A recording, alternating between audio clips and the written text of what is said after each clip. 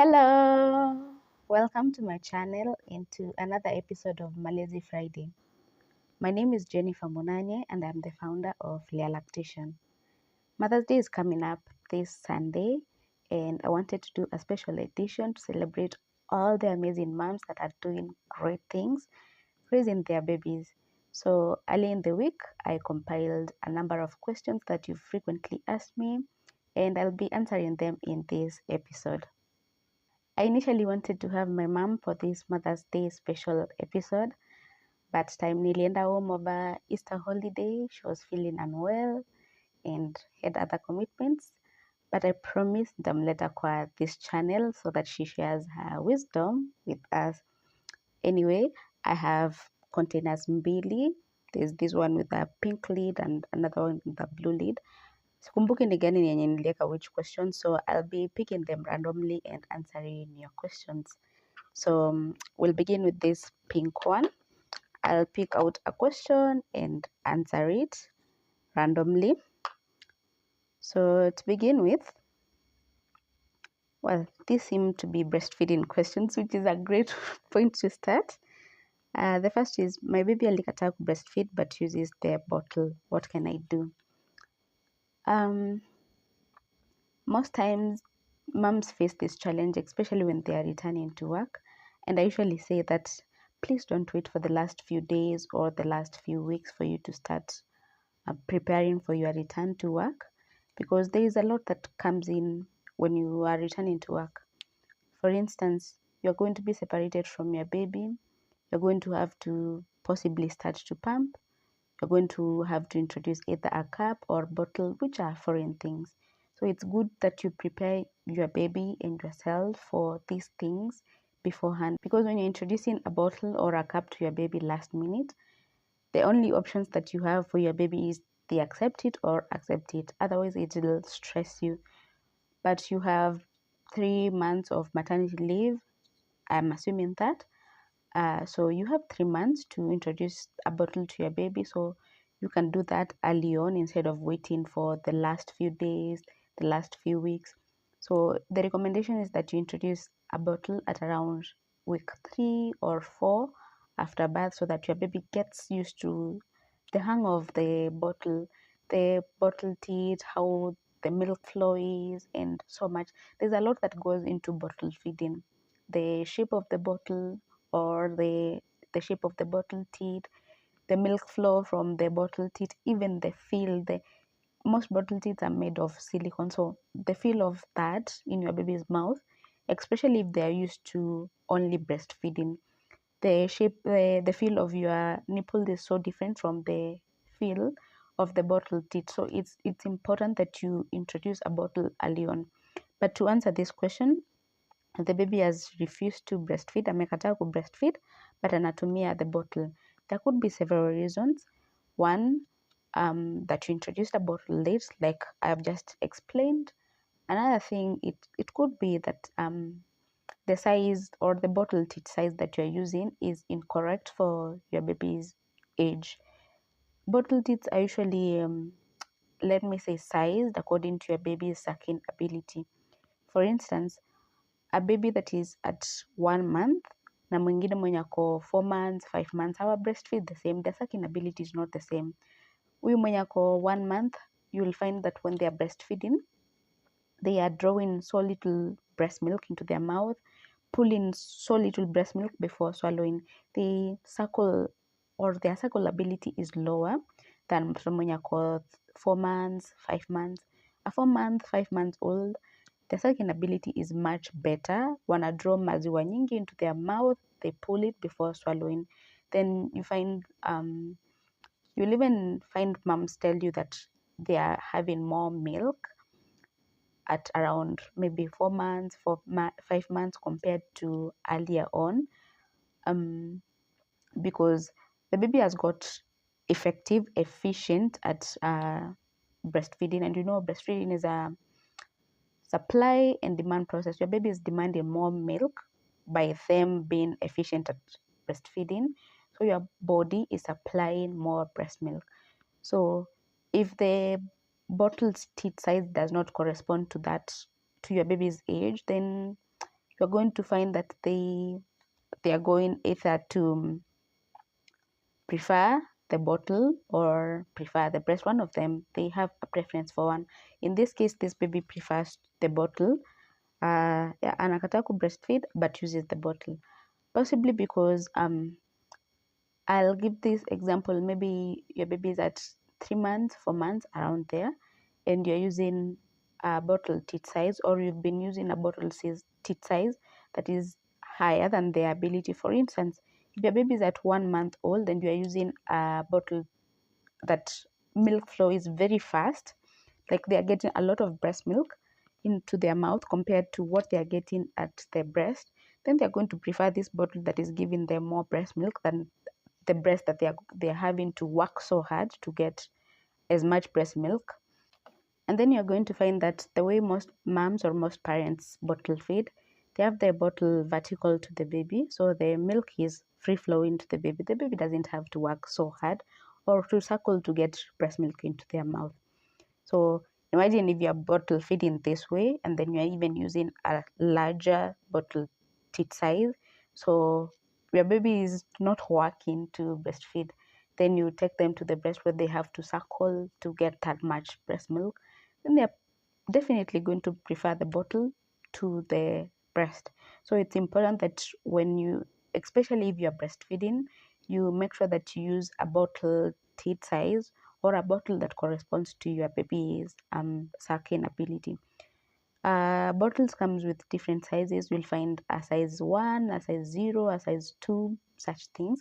It really depends on the brand. So it's important when you're buying your bottle, you ask the brand that you're buying from what size the bottle is and what ages is it recommended to use that bottle for, so that you're not having these issues of a baby preferring only to breastfeed and never wanting to bottle feed, yet you want to go back to work, or a baby preferring to only bottle feed and never to breastfeed, which can be stressful. So please take note of that. Moving on to the next question, I'm going to be placing them right here after I've answered the question. My baby suddenly stopped breastfeeding. Will she continue? I don't know if she will continue, but I will tell you this. Babies can go through a breastfeeding or a nursing strike. It's where a baby that was previously breastfeeding well, they stop breastfeeding, and it can happen for so many reasons. So whether to know whether she'll continue or not, I really don't know, but you can try to look at what reason caused your baby to go into a breastfeeding strike or a nursing strike. Then you try to address that. Like I was saying, there are so many reasons that babies can go into a nursing strike.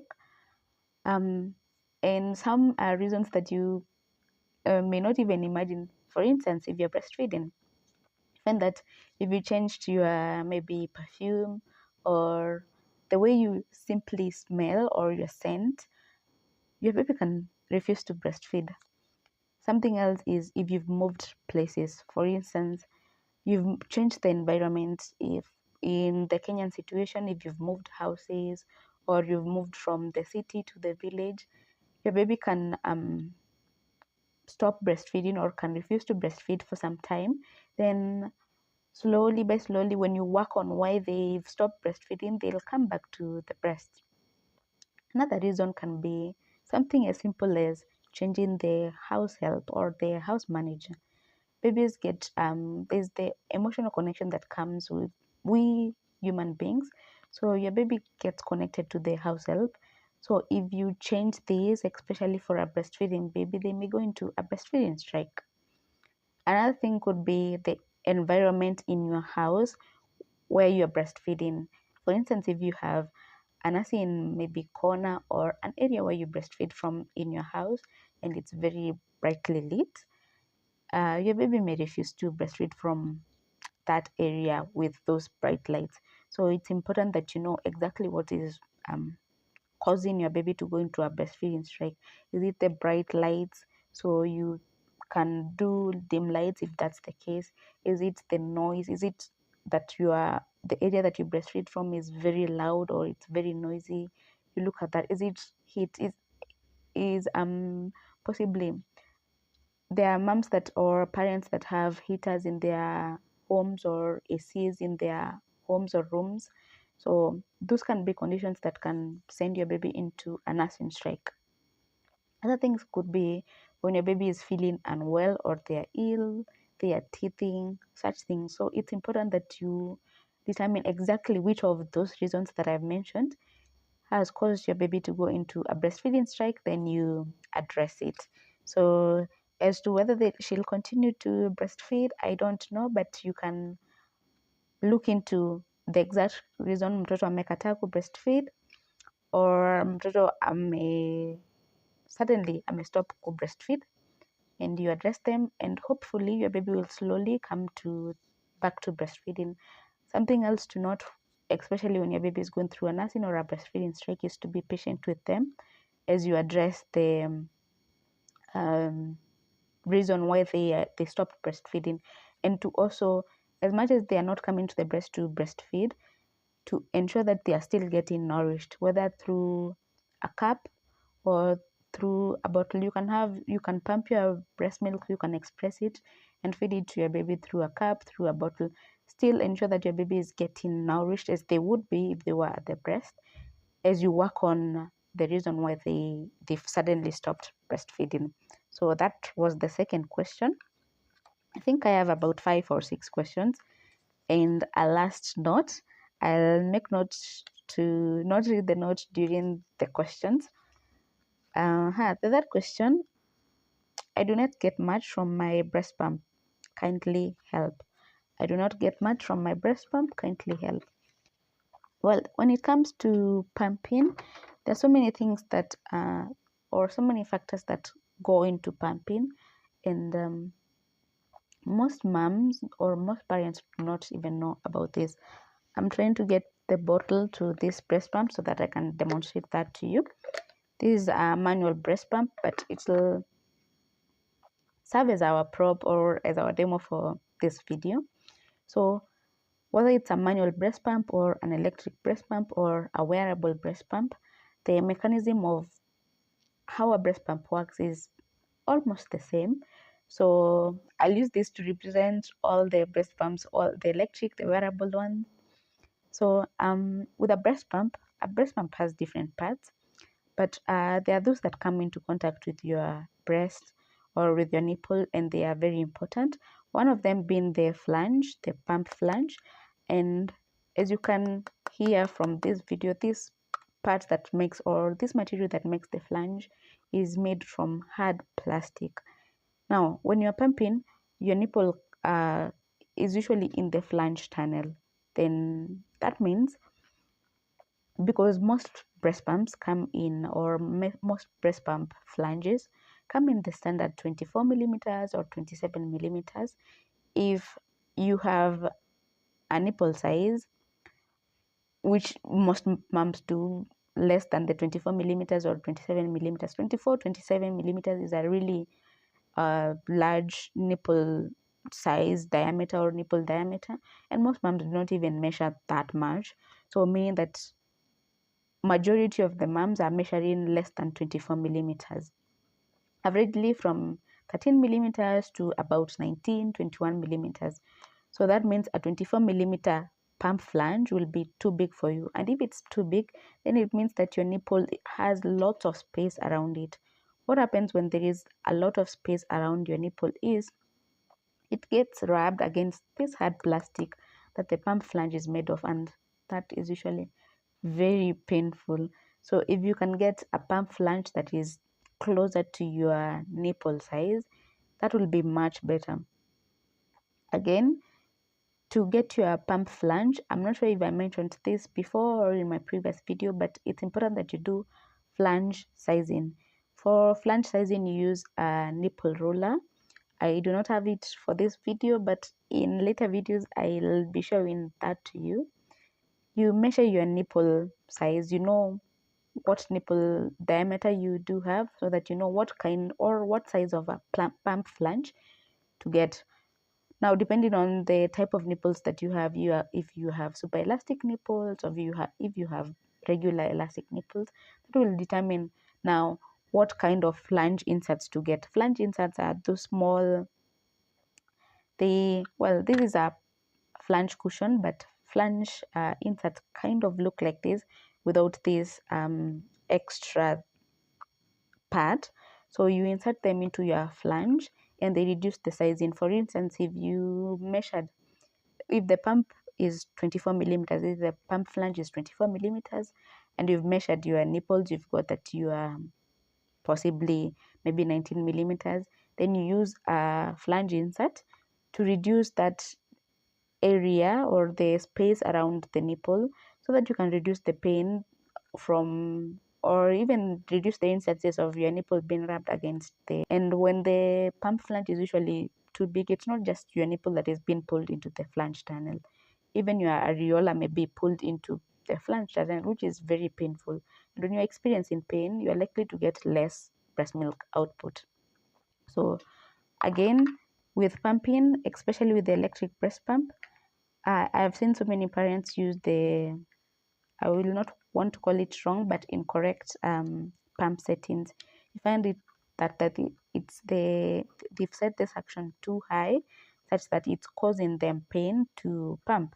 So it's important that you are aware of what pump settings are comfortable for you. Use that so that you reduce the instances of pain. So if you're not getting much from your breast pump, it's likely you are using the wrong flange size, or you're using the wrong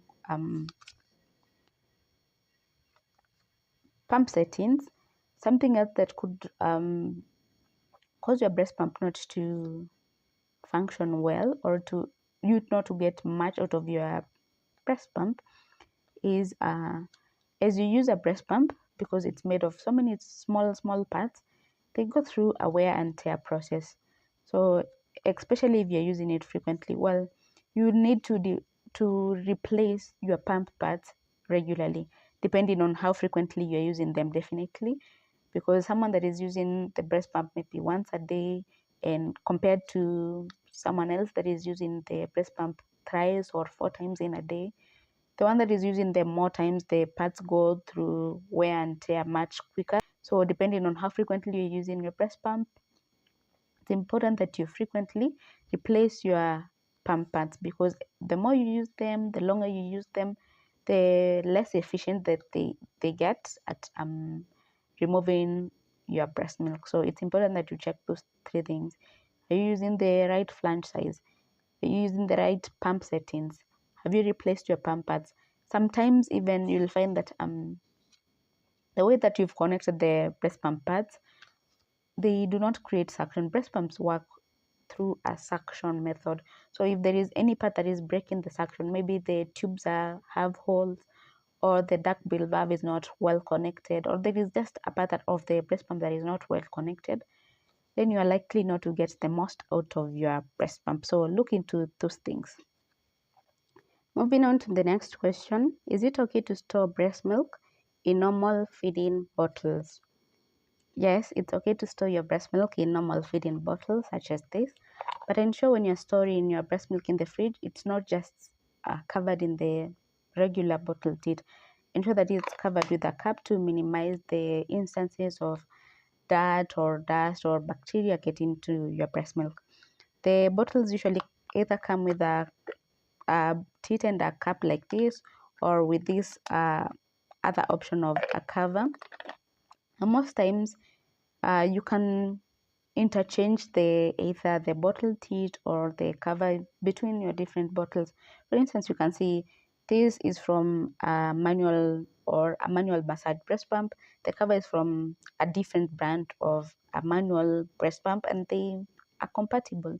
So ensure that you are covering them either like this with a bottle tit and a cover or a cap, or with this regular cap that is made for bottles. So it's important that you ensure that even in your storage, your breast milk will still be safe for your baby to consume weeks or months later. And I think the last question about breastfeeding, Can you add freshly pumped breast milk to cold breast milk? Well, there are different recommendations on how to go about this. There are some guidelines that tell you that it's okay to mix your freshly pumped breast milk into your cold breast milk. There are some that will tell you you have to cool your breast milk to the same temperature to mix them, which is what I recommend to most moms. For instance, if you pumped at 8 a.m. and you chilled your breast milk in a fridge, then you've pumped, let's say now it's 10 a.m. Well, it's not 10 a.m. now, but assuming it's 10 a.m., you've pumped again.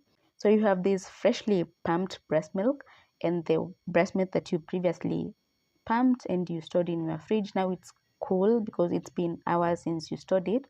Now to mix this breast milk, you take the freshly pumped breast milk, you put it in the fridge too. Once they get to the same temperature, then you can mix them. That's usually my recommendation. That's a recommendation from one of the guidelines. So yeah, but then these are usually recommendations. It's ultimately up to you as a mom, as a parent, to do what works best for you and your baby. If whatever I've recommended or whatever the recommendations are saying that you chill the breast milk to the same temperature before mixing it does not work for you, then you do what works best for you. As long as you are doing this from an informed place, that's usually the most important thing. You are making the decision when you are informed. So I think that concludes the breastfeeding questions. I would maybe want to add that there are different ways of storing your breast milk. You can do this at room temperature, you can do this in a fridge, you can do in a freezer. So there are different breast milk storage guidelines. I have got a number of questions of moms asking me, how do I store my breast milk? I do not have a fridge. Does that mean that I cannot pump and feed the breast milk to the baby? No, you can still pump and feed your breast milk to the baby because you can store your breast milk at room temperature. The ideal time is usually about 4 hours, 4 to 6 hours, and in some cooler places, it's allowed up to 8 hours, but the ideal time is 4 to 6 hours. Then in the fridge, the normal compartment of the fridge, for up to 4 days. In the freezer, the normal freezer that is connected to your fridge, for up to 6 months, and in a deep freezer for up to 12 months. So see, there are different ways that you can store your breast milk. You don't have to be limited just because you do not have maybe a chest deep freezer, you do not have a fridge. The important part is that your baby gets breast milk, and usually say that even if your baby gets little breast milk, it's much better than not getting any at all. So please take note of this. I hope I've answered your questions. I have oh no, there is a last question. My baby is now 3 months and he doesn't want the bottle, yet I'm about to resume work. What should I do? Again, this is the question that I started by preempting this. I forgot that someone had asked about returning to work. Like I had mentioned, it's important that you prepare for your return to work early on before you start rushing in those last few weeks, last few days. Like you've seen, there may be the need to introduce a bottle or a cup. The bottle is not the only way to feed your breast milk to your baby. So if your baby has been used to exclusively being on your breast since birth, now imagine introducing them to a bottle and you're doing it in the last week where you just want your baby to accept that bottle so that you can return to work. So you see, you are putting so much pressure on them and they may not even accept it. So a bottle is a foreign thing, a cup is a foreign thing. Again, there is usually going back to work is tough. The emotional bit of it, you have to be away from your baby, you have to go back to work and get used to the work environment. 3 months being away from work, you basically even forget how the processes of work are. Sometimes you even forget how to log into to your work, and so much so Again, there's lots of hormones happening in the first few months, first few months. So it's difficult going back to work. It's really tough. Again, your breast milk supply. Sometimes when I'll find moms, I get moms that come to me for support, and or they reach out to me for support, and they tell you that the return to work has caused their breast milk supply to dip. Well, it can, because it's a stressful period. There's, like I've mentioned, there is separation, there is anxiety, all that, and that can lead to the breast milk supply dipping. But again, remember, if you didn't establish like kind of a pumping routine while you are at home before you return to work, then previously your baby was breastfeeding frequently, on demand, as frequently as possible while you're at home. They need to breastfeed, you latch them, they breastfeed. Then you've gone back to work and there is the grind at work and you're only getting maybe a few breaks. So now you're comparing that, the breast milk removal when you're at work, and this when you're at home, where your baby was breastfeeding as frequently as possible, then it's likely to dip. So if you didn't prepare for this change early on, then you're likely going to see some dip in your breast milk supply. I usually recommend a month or at least 2 weeks of simulation.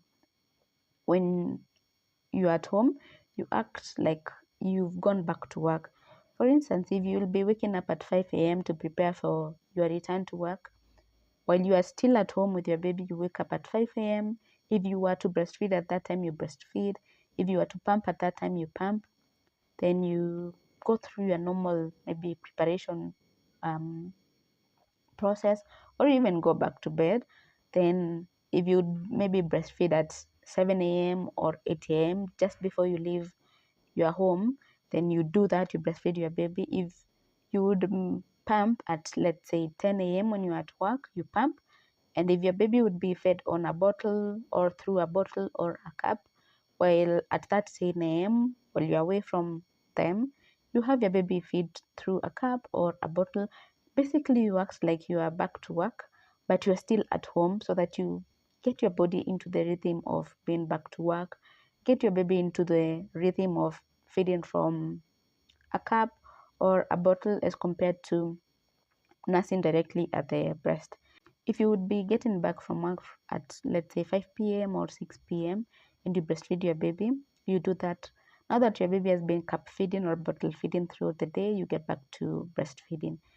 Now, to get to this simulation a month before, that means that you need to have introduced a bottle slowly or gradually, possibly one, or not even a complete feed a day, one feed a day or a small feed a day. For instance, you can choose a specific time of the day, let's say the 10 a.m. breastfeeding session. You breastfeed them half the time you'd be usually breastfeeding them. Then for the rest of the time, you pump and feed the breast milk to a bottle. That way, you slowly get your baby used to the feel of a bottle, to how the bottle works, and the milk flow rate from a bottle, and so much. So that concludes the questions from this pink container that had the breastfeeding questions. This is a baby food storage container that you can also use as your breast milk storage cup. They are available at Lea Lactation. I'll link them in this video. Now onto the container or the cup with the blue lid. These are complementary feeding questions because the ones in the pink container were breastfeeding questions. And complementary feeding is one of the areas that parents really struggle with. They really struggle with, mostly because there is this notion that parents hold on to the previous practices that used to be done with feeding solids to the baby. And again, maybe a parent will tell you, nimekuwa nikifeed mtoto ama nimekuwa nikifeed. Kufeed mtoto ndio itanishinda kweli. So there is usually like that struggle of parents to accept the new information from new research. I am not telling you to introduce proteins to your baby because I hate them or because I want to give you so much work, but it's because I want the best for your baby, given the new research that has come up. So you holding on to kupea mtoto uji, kupea mtoto malenge peke yake, kupea mtoto viazi ama waru peke yake, it will not help your baby. I want your baby to thrive, because if this baby is not thriving, you'll come back to me to manage malnutrition, which is really tough even for most nutritionists. Emotionally, imagine dealing with a baby mwenye akona malnutrition, and it's a lot, and you know that this malnutrition or this specific case could have been prevented. So when we are telling you to go for the 6 months clinic, I know wazazi wengi ama most parents huenda clinic tu zile za vaccination ama zile za sindano, and after that they don't go to the clinic anymore. So we are not telling you to go to the clinic because we want your money. No, it's because we want the best for your children. At 6 months, they usually complementary feeding. Even 5 months, 2 weeks, there's usually teaching or training or health talks about complementary feeding. If you miss those, then you are the one that is going to be wondering, sasa nitapea mtoto chakula gani, ama nimekuwa nikipea mtoto wangu uji kila time mpaka sasa amekataa na hawezi hata kubali chakula ingine, because haukuenda ukafunzwa about variety, haukuenda ukafunzwa about this 100x1 foods. Like you basically are blank when it comes to feeding your baby. So please, I want the best for your baby. Your nutritionist possibly wants the best for your baby. So when you are telling you do this, don't give this, especially when it comes to feeding solids, we want the best for you. So now the complementary feeding questions. Starting us off, we have, my baby is a very picky eater. Hadi I'm worried if anaongeza weight. Picky eating is one of the challenges that I deal with among moms who are complementary feeding, or among parents who are complementary feeding. Now, sometimes it's a deep-rooted problem, especially in the way that you introduce solids to your baby, because especially around 9 months, 10 months, 9, 10 months, all the way to a year and beyond, babies get very picky. They are getting to be aware, like, more of whatever is happening to them, whatever foods have been offered to them. For instance, if you are, that's the time even that you get, I get most parents saying that mtoto ameanza kukataa ile chakula mashed, and I tell them that's okay, because around that age babies try to communicate to you that they are no longer wanting the mashed foods, they want to be graduated to the next texture. Sasa kama wewe umekwamilia uji na kumash malenge, kumash mandizi or matoke, then you're going to think that your baby doesn't want food, yet anakwambia, they're literally communicating to you that I'm done with the mashed baby food, I want to be graduated to the next texture. That lakini wewe, like, you're not getting the signs, you're not getting what your baby is telling you. Again, it's important that you introduce your baby to a variety of foods. The recommendation is to introduce 100 new foods by the time your baby turns 1. It's usually 100x1. And so you have from 6 months to 1 year, you have 6 months to introduce 100 foods. And if you introduce a new food every single day, you find that even by the time you hit 9 months, you'll have hit this 100x1 mark so early on. So on this question about mtoto kukua a picky eater, it could be that you did not introduce a variety of foods, because if you introduce 30 foods and your baby ends up rejecting or refusing 10 of those, because it gets to an age when they can pick what they eat or what they want and refuse to eat the rest. So if you introduce only 30 foods and your baby rejects 10 of those, you only have 20 foods to offer to your baby, and that's stressful. But if you introduce 100 foods and your baby even rejects, let's say, 40, 50 of those, you still have 60 foods to offer to your baby, which is still a huge variety. So please introduce a variety of foods to your baby. And when I'm talking about a variety, there are different food groups. Even from the primary science, you have your carbohydrates, you have your proteins, you have your vitamins, which you even have water. So in the carbohydrates, we have the starchy vegetables like ndoma, ngwashe, potatoes, matoke, pumpkin, butternut, all those are starchy vegetables. Then you have your grains like maize that you can use to make ugali, you have your rice, you have your wimbi, you have your mtama, all those two groups makes or subgroups make up the carbohydrates group. So already the ones that I've mentioned are more than 10. We go to the proteins. Now, the function of the carbohydrates in your baby's body, I need to do a separate video on this because there is a lot. There is so much to learn about complementary feeding. But the function of the carbohydrates in your baby's body is to call them energy giving foods. They energize your baby for different activities and for even the metabolic activities like digestion, breathing, all that. Then the proteins, we have the things like ndengu, kamande, peas. We have yogurt because babies below 1 are not supposed to be taking milk, especially cow's milk. So we have fish, eggs, liver, chicken, duck. All those are proteins. Again, when you combine whatever the foods that I've mentioned, the carbohydrates and proteins, you're already past 20. So it's really a disservice to your baby when you do not offer them a variety of foods because there are so many foods available. And most of these foods are foods that you can easily get at the market at low prices, or you can even grow from your garden if you do have a kitchen garden, something of the sort.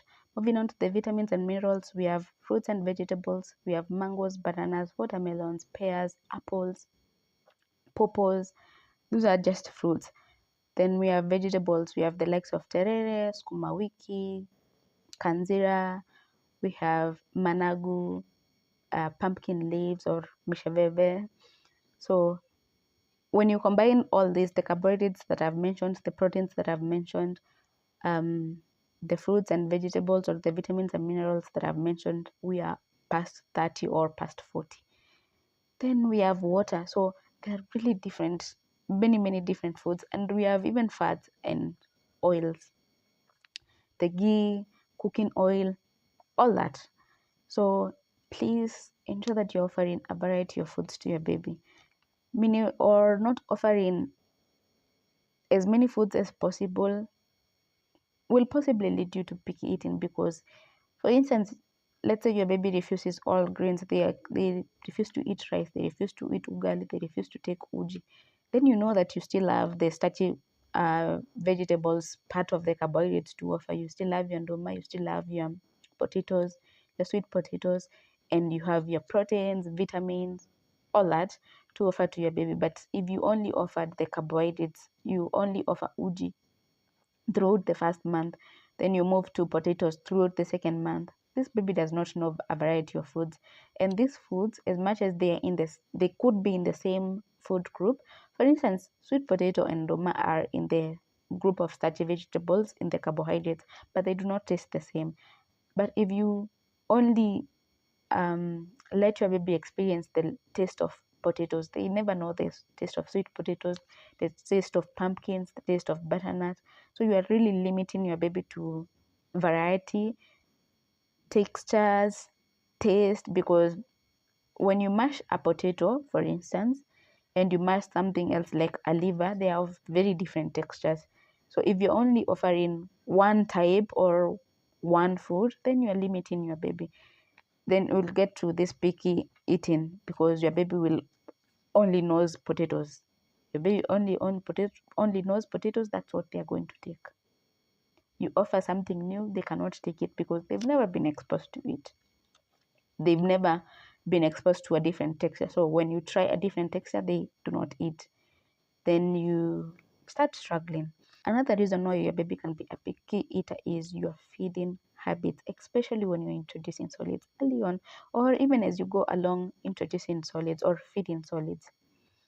one thing that I advise moms not to do is, please do not offer alternatives to your baby.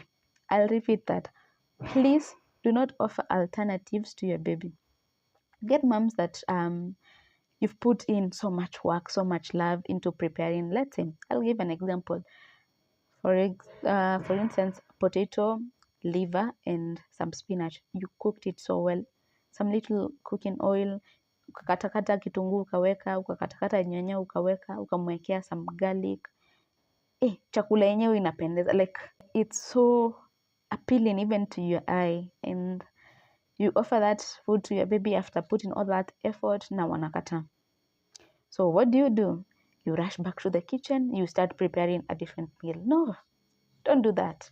Babies are very smart. They are very, very smart. So you will do that today, you do that tomorrow, you do that next week, and your baby will learn, kumbe time yenye nakataa hii potatoes ama hii waru, my mom offers me, let's say, yogurt, ama wananipea juice, ama wananipea something, a different meal, ama wananipea kitu kama nduma. You get the point. So now next time when you offer them a certain food, then they'll refuse because umesha kusoma. Ukinipea hii nitakataa, I know definitely you will offer me something else, and that game goes on. So please do not offer your baby an alternative. Ukipikia mtoto chakula na akatae, let them be. Maybe they're not even hungry. You let them be. We humans or human beings are animals, and one of the instincts that we have as animals is to survive. Our brain will not let us die of starvation or starve to death. Before we die, we'll reach out for food. Hata hiyo yenye tulikataa, if it's what is available, that's what we are going to eat. So if your baby refuses food, let them be. Let them go play. Let them do the activities that babies do. Play, sleep. Just let them be. When they are hungry, when they are really, really hungry, offer that same food that walikata, warm it and offer it to them. Most likely watakula hiyo chakula because now they are hungry, they cannot refuse the food. That way you save yourself from, one, preparing another meal, and two, your baby being so picky, because it's going to stress you. Because imagine every time mtoto anakataa chakula, you opt to offer them another one. They refuse this, you offer them this. They refuse this, you offer them this. Then they know that they'll start requesting, especially when they can now verbalize, they'll start requesting for food that is not available. Unampea ugali, but because unajua hakuna mchele, wanaitisha mchele. Unampea mchele because they know hakuna ugali, wanaitisha ugali.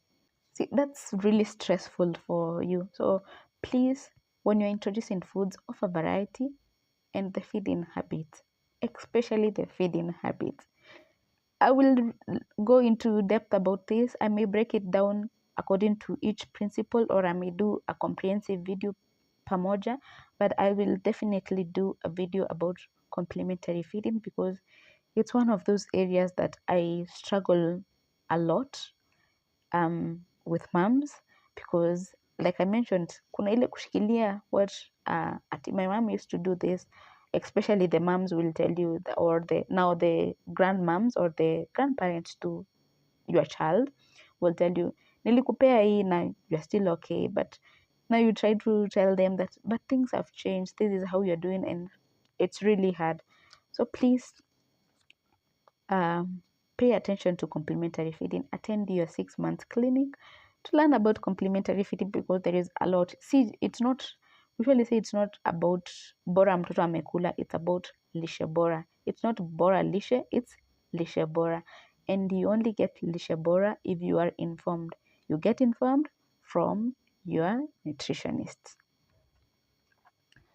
The next question, mtoto wangu ukimpea anything not blended anatapika, akinisaidie.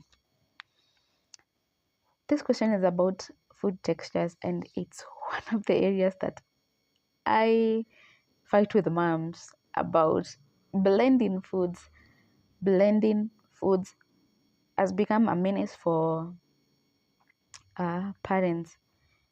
Well, It's become a menace because parents no one likes to struggle. Blending is very easy. You cook your food, your ndoma, beans and your kanzira, umefry hapo vizuri, tumafuta, nini nini, chakula inapendeza. Then after umepika unaweka kwa blender. It's very soft. Then you offer your baby. Blending. Chakula ikifika kwa mdomo, there is no kutafuna, ni kumeza. Nafika kwa mdomo, kumeza. Now you are denying your baby of oral development. You see, with chewing, it's involving not just the teeth, but jaws and the tongue. And these are very important, not just for eating, but for speech. If your baby's jaws and tongue and oral muscles are not being engaged while eating, because you've blended the food so there is no need now to chew, then it means that these oral muscles are not going to develop as required. You may have some issues with speech later on because you did not involve the tongue, you did not involve the jaws in the process of chewing and eating generally when your baby needed that. So please graduate your baby through food textures. There are different ways to progress your baby through textures depending on which complementary feeding method you're using. If you're using the traditional method where you do purees, then you move to mashed foods, then you move to family diet, or purees, smooth mashes, chunky mashes, family food. Or if you're doing the baby-led method of complementary feeding where you start with either finger foods or mashed foods, then you move to the next. If you started, let's say, mashed foods, you move to finger foods, then family diet, or you start with finger foods, you move to the family food, or you are doing a combination of the traditional and the baby-led method of complementary feeding. It really depends. But the important thing is to progress your baby to the next texture. Hakuna haja mtoto mwenye ulimwanzisha 6 months na smooth mashes, bado at 9 months wako on smooth mashes. Hata wao wanakataa. At 9 months, like I mentioned, utapata most parents watakuja wakwambie mtoto wangu amekataa chakula. It's not that wamekataa chakula. It's because and when you dig deep, you find that this baby is still on very smooth mashes. And they're even interested in the family food time. Wenye mnakula as a family unapata anataka chenye mnakula, but you refuse them because they are a baby. Ideally, what you are eating as a family is what the baby is supposed to eat, even from 6 months. You just modify it to a texture that the baby can eat. For example, if you're eating fish, ugali, and something like misheveve, pumpkin leaves, for let's say lunch or dinner, that's exactly what your baby is supposed to eat. You just modify it to a texture that the baby can eat. Like you can mash the ugali, make sure that the fish has some stews to soften the food, make sure that the pumpkin leaves are well cooked, such things. That way that it even saves you are not cooking ati chakula ya familia then chakula ya mtoto. No, your baby is supposed to eat from the family pot. Whatever you are eating as the family, that's what your baby is going to eat. Just modify it to a texture that they can take. So on this question about blending, please, if you can, I actually advise moms or parents not to blend at all. Please don't. There are food mashers. There are food mashers that have come, such as this, and they mash the foods to a very fine consistency, such that you do not have to blend. You don't have to blend your baby's food because that's going to delay so much. It's going to delay the chewing. You find I have actually had babies 1 year, 2 years who will not eat anything that is not blended. Now imagine your child is already going to school and they cannot eat any food that is not blended. So you're giving the school an extra task of blending your baby's food, and sometimes these extra tasks, the caregivers at school don't even do it. And because you are not there, you don't even know that if your baby is eating or not. And when you're at home, the extra task of blending your baby's food, it's too much. So please, let's offer age appropriate textures to these babies. it's going to save you a lot of work. It's going even to help your baby developmentally, the oral development and that. So please, if you can, avoid blending your baby's food. Just mash it. Mash it either with your fork, with the bowls and mashers that have come. And I have these bowls and mashers at Lea Lactation. So if you are telling me that you cannot mash because using maybe a fork is too much, I have bowl and mashers. I will link them in this video. So usikose kumashia mtoto eti chakula because hauna masha. It's available at Lea Lactation and very affordable.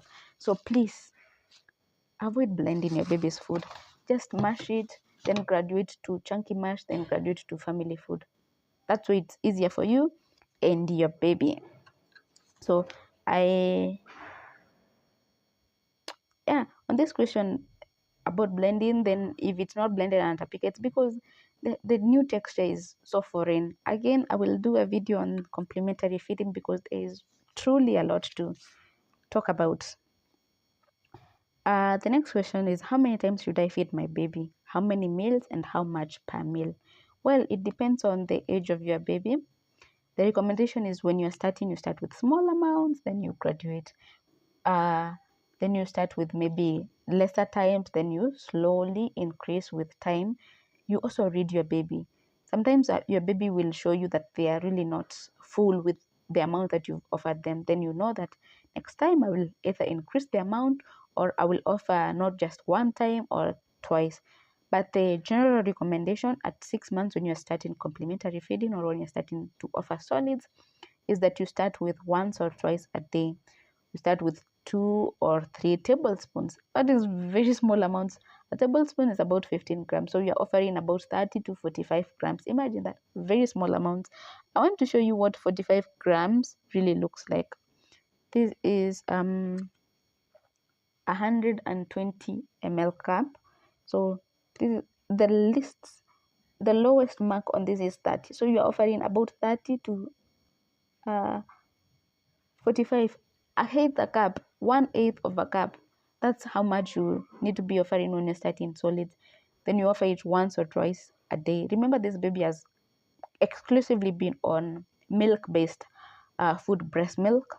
Okay, so you're not rushing to offer maybe a full bowl at once. That is going to lead you to issues, constipation, all that. So you introduce small amounts, then you progress gradually as your baby tolerates them, as you're seeing your baby is wanting to eat more, such things.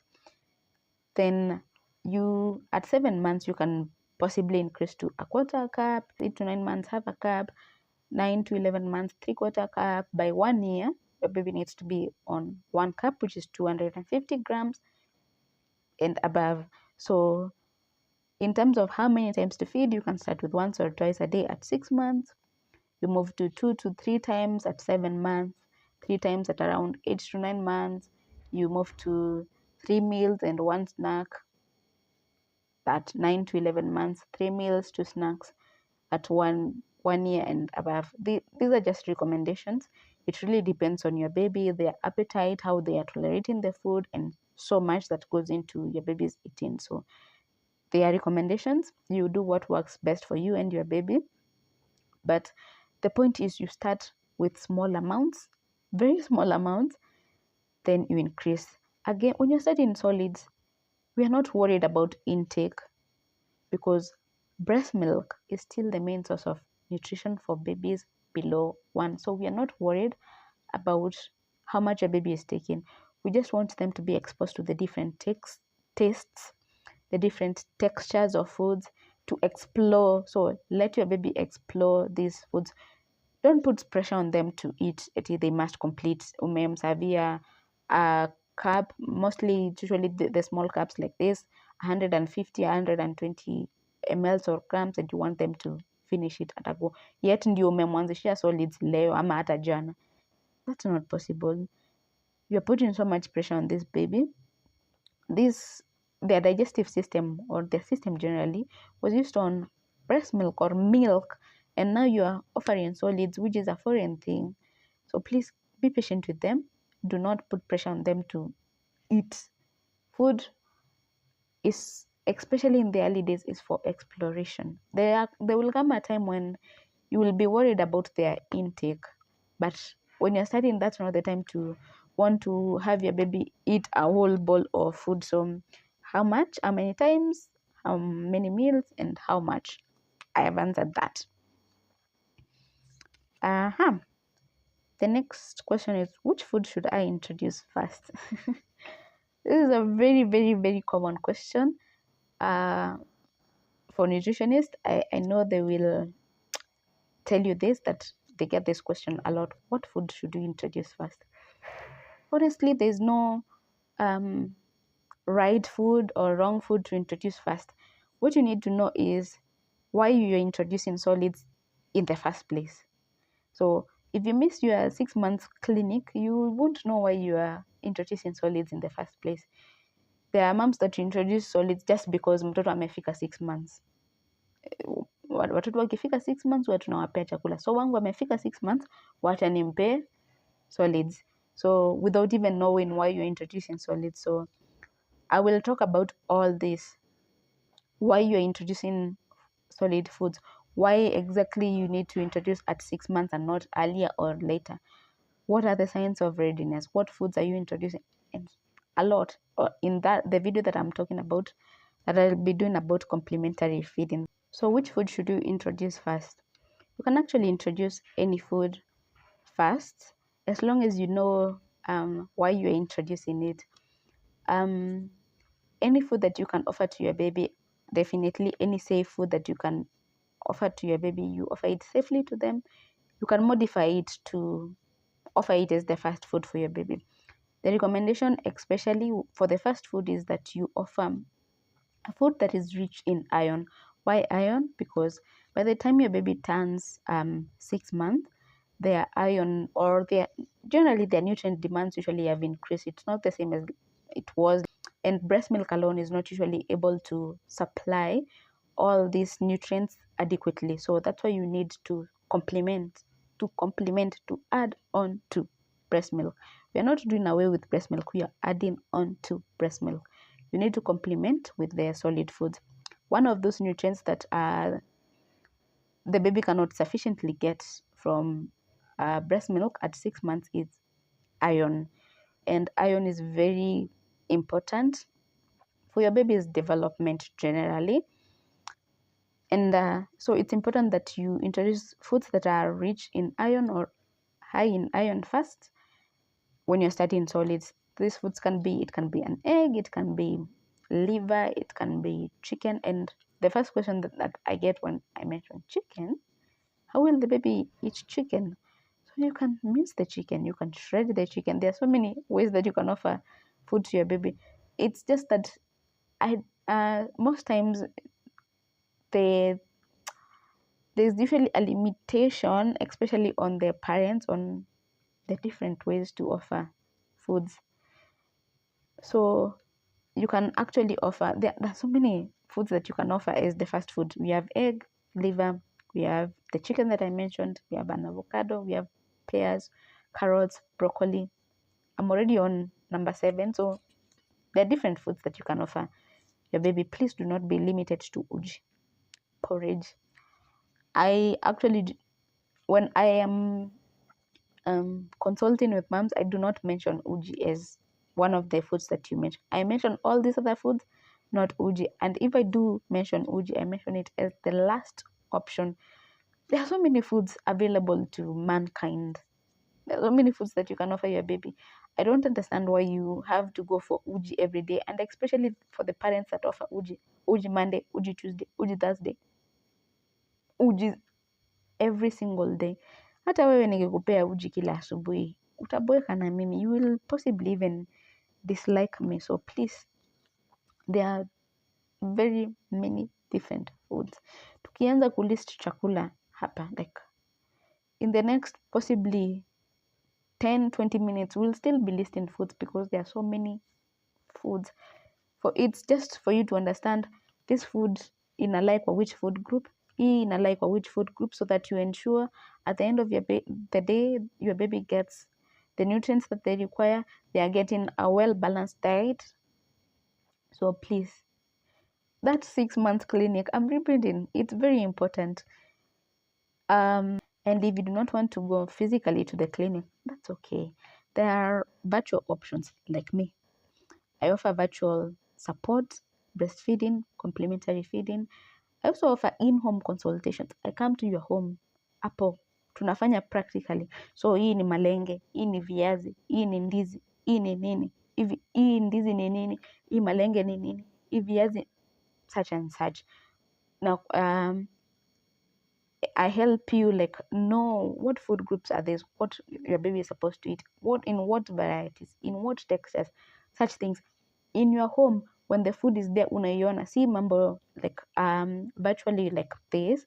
When I'm telling you a potato and you cannot see a potato, or even if I have a potato now, it's not practical to you now. How do I offer this potato? Because like nikikwambia chicken, you are wondering, 6 month old chicken, how do I offer that? But when I'm in your home, I show you how to shred, I show you how to mince or how to make the food age appropriate for your baby, such things. So please, complementary feeding si mchezo, and if it's not done right, you are possibly going to have challenges picky eating, the risk of malnutrition, especially if you're not offering a well balanced meal.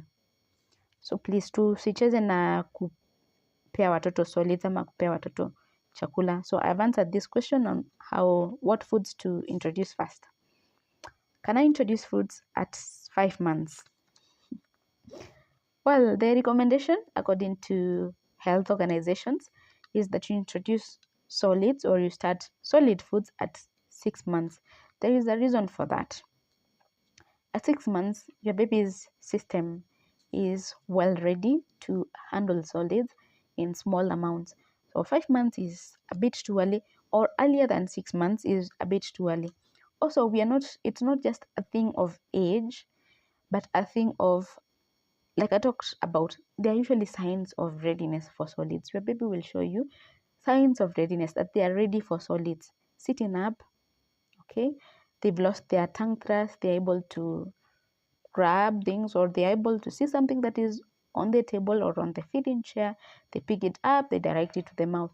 These things come with age. So when you're introducing solids at 4 months, your baby is not ready. At 5 months, your baby is not quite ready. So please wait for your baby to show you the signs of readiness. Again, your baby could be at 6 months. They've already hit the 6 months, but they are not showing you all the signs of readiness for solids. Please do not start solids until your baby is showing you all the signs of readiness for solids. Then something else, introducing solids for babies that were born preterm is totally different. I will be doing a video on this, a separate video on this, hopefully, because a baby that was born preterm, we have the chronological age that they've actually been outside the womb for 6 months, but we have the corrected age. If your baby was born earlier, then you correct the age to, your baby could be chronologically 6 months, but in the corrected or adjusted age, they are 4 months. So we'll not introduce solids to this baby, but I'll talk about this. So can you introduce fruits at 5 months? Please wait until your baby is at 6 months, and they are showing you all the signs of readiness for solids. That's when you can start solids, because there's no need introducing food to your baby that keeps tipping. Like you have them sit on the maybe feeding chair or the high chair, and they cannot sit unassisted. They keep tipping to the sides, to one side, or they keep leaning to one side, or their head keeps bobbing, like they cannot, like they do not have neck support, which is very important, because now solids come with the risk of choking. It's not like breast milk, it's a liquid swallow very easily. So with solids, if your baby is not able to hold their head or support their neck, that means that risks blocking, because when I'm seated this way, I cannot even drink water, I cannot even drink milk. Now imagine introducing solids to me when I cannot support my head. and I need to be able to swallow really well. I need to be able to breathe. So it comes with so many risks of choking and all that. So please ensure that your baby is ready for solids, whether they are at 6 months or past 6 months. Like I've mentioned, at 6 months, your baby could be at 6 months, but they are not showing you all the signs of readiness. Give them time. They will show you the signs of readiness for solids. I think this is the final question. My son is almost 9 months and doesn't want to eat any other foods except uji and fruit purees. Please help. A 9-month-old that is only taking uji and fruit purees. I'll question how you introduce. Well, when you come to me with such a question, I will ask you to give me a history of what has been happening in your home. When did you introduce the solids? How did you introduce? What was the first solid you gave? How long did you give? Because it's not a matter of the first solid you gave, because some moms will give uji and give it for the entire month. So uji today, uji tomorrow, uji the first week, the second week, the third week, the fourth week. I'm even tired of counting that. So imagine what it is for your baby. So it's not a matter of what food you give, but for how long did you give? Okay. So it's also a matter of texture, because if at 9 months you're still offering smooth mashed foods, then your baby is likely to refuse if you offer any other new texture, because you've offered this texture for too long. You do not want your baby to overstay kwa texture moja, ile ya kumash, ile fine kabisa. See, like the way you mash kitu kama avocado inakuwa very fine. Imagine offering your baby in that texture for an entire month. So every single month umemoffer avocado ama kitu kama potato ama sweet potato in that fine texture, that fine mash. Umemoffer 6 months, then 7 months, then 8 months, then 9 months. That same texture. It's even like, thinking about it, it's very monotonous, like eat the same meal ama the same texture throughout, especially for prolonged periods. It's important to transition your baby through textures.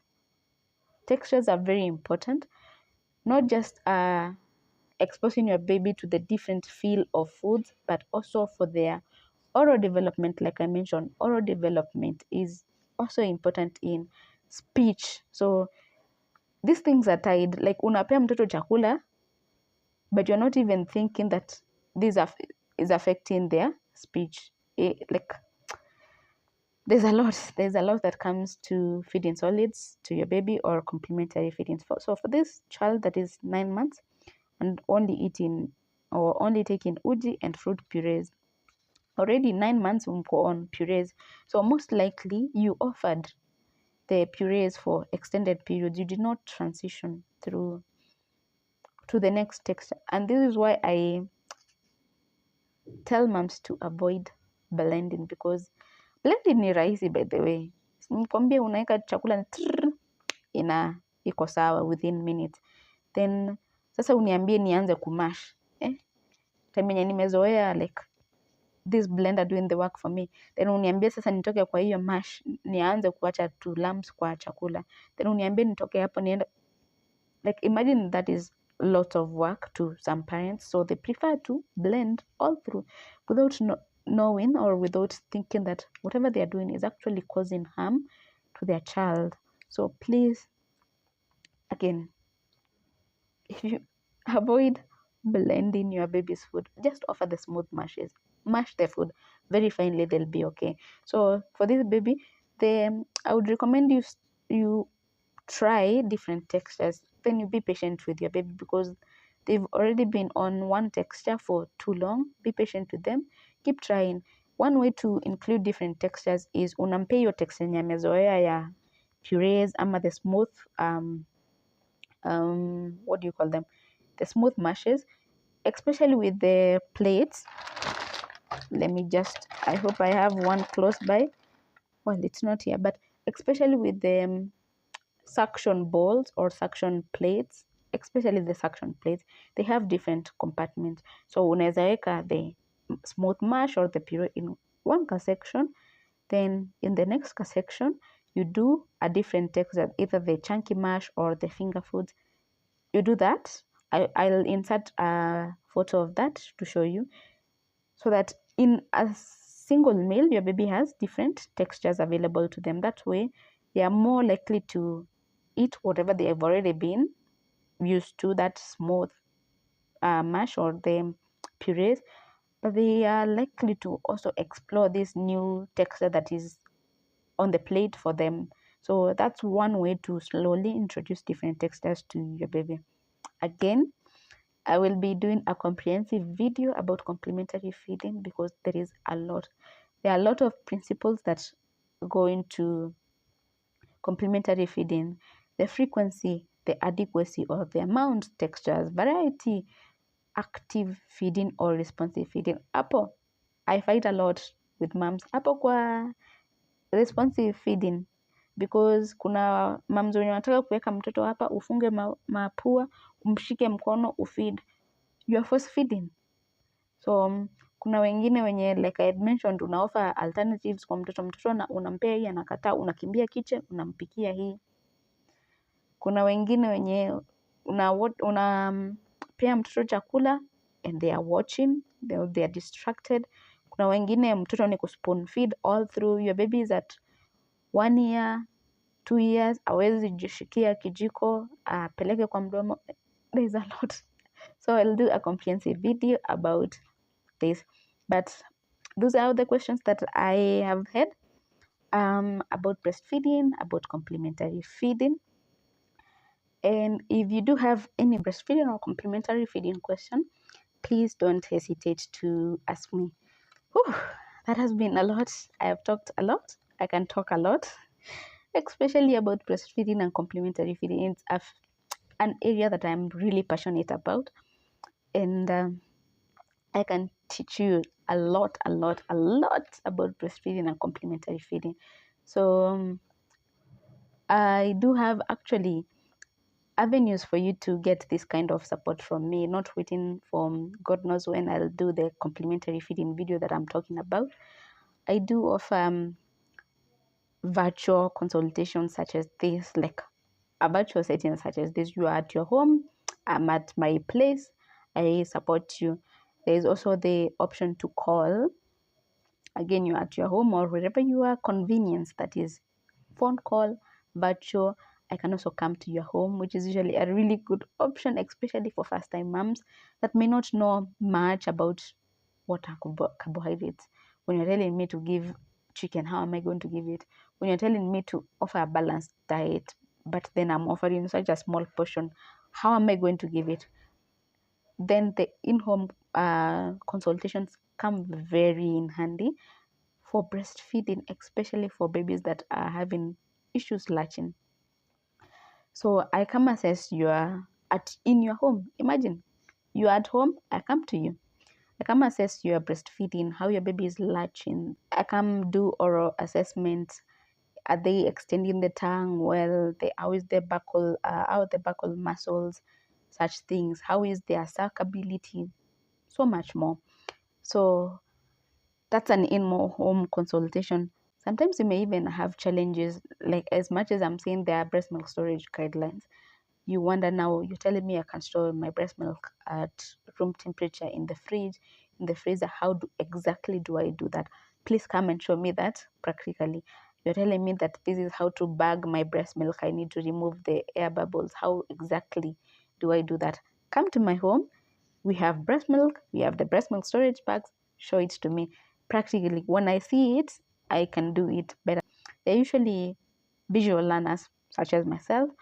We learn by seeing, learn by doing. So that's the best way to learn for moms. Anyway, that's the questions that I compiled. I know there are much more, but with time we'll get to address these top areas or the questions in different videos. So to end this video, I have a note for you, mom. Mother's Day coming up. This is a note for you. Happy Mother's Day, Mama. To you who is up in the middle of the night breastfeeding, even though tired. To you who is patiently introducing tiny spoons of solid foods. To you who is constantly asking me questions on how to feed your baby because you want the best for them. I see you and I celebrate you. Thank you for trusting your body to breastfeed. Thank you for showing up for your little one. Happy Mother's Day from Lea Lactation. With love, Munanie. Munanie happens to be me. I really hope you found this video useful. I have enjoyed making this video. I've enjoyed answering your questions. I hope nitakuwa nafanya more of such videos because they are really fun. A happy Mother's Day to all the amazing moms doing incredible things for their babies, raising their babies, nurturing their babies, and feeding their babies. In case of any questions or comments, please let me know in the comment section below. Kindly remember to like, comment, and subscribe so that you get more episodes of Malezi Friday. Thank you for being here. I'll see you in the next episode of Malezi Friday next week.